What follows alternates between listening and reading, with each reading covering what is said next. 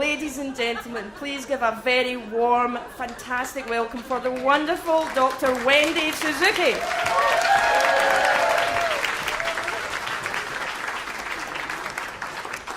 Good evening, everybody. So excited to be here. Long before I ever wanted to be a neuroscientist, I wanted to be a Broadway star. I thought the people that could sing and dance and act all at the same time were the most talented people in the world. But you have to remember that I came from a very serious Japanese-American family. My grandfather came from Japan in 1910, and he started the largest Japanese language school in all of the West Coast. So our family was serious about education.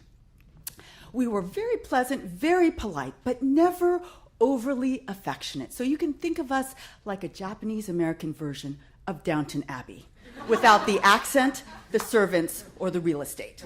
That was us. So despite those early Broadway dreams, I quickly and easily fell into a life of total science geekdom. And after a while, I decided to follow those science geekdom dreams to UC Berkeley, my family's alma mater. And so Mom and Dad packed me up in the car and drove me to UC Berkeley. And again, Downton Abbey, we didn't hug, we just waved goodbye. Bye, Mom and Dad. And soon after I arrived at UC Berkeley, I found the perfect outlet for my science geekiness. And that was a class that I took at UC Berkeley called The Brain and Its Potential, taught by Marion Diamond. I'll never forget that very first day of class. She looked like a 50s Hollywood movie star. She had blonde bouffant hair. She was wearing a beautiful skirt and blouse with a crisp white lab coat covering it.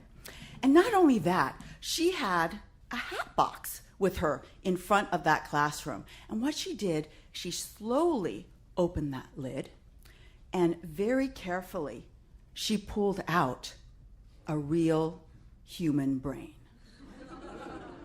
I had never seen one before in my life. And she told us that what she was holding in her hands was the most complex structure known to mankind. This is the structure that defined our personalities and allows us to go from laughing to crying in 1 minute or 1 second. Not only that, she told us one of the most amazing things about the brain is that it could change in response to the environment. That is, the environment could change the brain's anatomy, physiology, and function. And that was called brain plasticity. And when she said that, that's the moment I realized that I wanted to be a neuroscientist. Now, during this time in college, I was your typical, I don't need your help, Mom and Dad. I can do everything on my own. And despite the fact that I only lived an hour away, I only went home at Christmas, and we only kind of called each other. I only called them at most once every 3 months. I was busy. I was busy learning how to be a neuroscientist. There's a lot to learn. And one form of brain plasticity that I became fascinated with was memory. How did the brain allow us to take a sensory perception and let us remember that for 20, 30, 40 years, a whole lifetime? I studied the anatomy of the brain areas important for memory. I studied the physiology of the patterns of neural activity. I wanted to understand the neural code underlying memory function. I became an expert in long-term memory and fascinated with all those mechanistic details. But then one day, I was sitting at my breakfast table, and I know it was a Wednesday morning because I was reading the Wednesday food section of the New York Times, which is my very favorite section. And I was excited to see an article about Thomas Keller. And he's the famous chef that owns Per Se and the French Laundry. And I was really looking forward to an article about special butter or unusual speckled eggs that he uses in his dishes. But I was really surprised to find a very touching article about his relationship with his father that happened late in life, and they got very close. And in the end, the father died of a tragic car accident, and I was almost in tears at this point. But then they described a quote that Thomas Keller gave, in which he said, "At the end of the day, all we really have is our memories." And I realized at that moment that I'd spent so much time focusing on the mechanisms and the mechanics and the anatomy of memory that I hadn't really given a lot of thought to how deep and emotional memories were in our lives. Well, sometime later, I got a call from my mother, and she told me that my dad wasn't feeling well. And not only that, that when he was driving around, he couldn't remember how to get to the 7-Eleven where he had been buying his morning coffee for the last 30 years. That was very scary. And so the first thing I did is I called my colleagues at Stanford University and got him the best neurologist that I could find. But during all of this process, I couldn't help but feel so guilty. I was an expert on long-term memory. I knew everything about the anatomy and physiology, but I couldn't do one thing to cure my father's memory problems.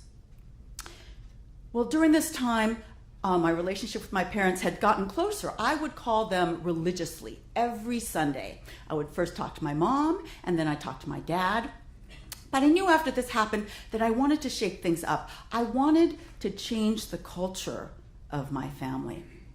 And, we knew, my brother and I always knew that my parents loved us, despite the fact that we never said those 3 words to each other as adults. I love you. Remember, this is Downton Abbey, not Brady Bunch. And so I realized that I wanted to start saying these words, I love you, to my parents. But it was a little bit weird. We'd never said it before, so I couldn't just suddenly start saying it. I realized that on one of our Sunday calls, I would actually have to ask them, would it be okay if we started saying this? Which is very, very awkward. I'm an adult. I had to ask my parents permission to say I love you, but that's what I had to do.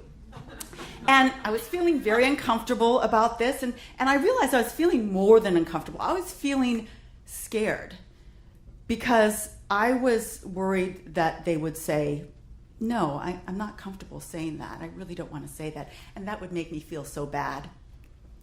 But I knew the only way to find out what they would say is to ask them. So I gathered up all my courage and I called Mom on Sunday night. And my mantra was, keep it light. So talk to Mom and Dad. How you doing? Here's my week. How was your week? And sometime during the conversation, I said, hey, Mom, we never say I love you. What do you think about the idea of starting to say that when we talk to each other? What do you think? And she paused. And my stomach went from down here all the way up to my throat. And she paused, and then she said, I think that's a great idea. And I went, oh, thank God. Okay, so we finished up our conversation, but then the tension started rising again because it's one thing to agree to say I love you, and it's another thing to actually say I love you. So we both knew we were getting to that part of the conversation where we had to say it to each other. And we were kind of circling each other, not sure what to do. And it was my responsibility. I was the one with the idea. I took the bull by the horns and I said, okay, get ready. I love you. And she said, I love you too. And we both went, oh my God, thank God that's over. It was so hard. But we made it through. We made it through. And because that went so successfully, I wasn't worried about my dad at all. I knew he would say yes. I asked my dad, he said yes. We did our awkward I love yous, and the phone call was over. That was so great. But I have to say that after I got off that call, I broke down in tears. It was so emotional to actually have said that. And it was so emotional to know that I had actually changed the culture of my family that night.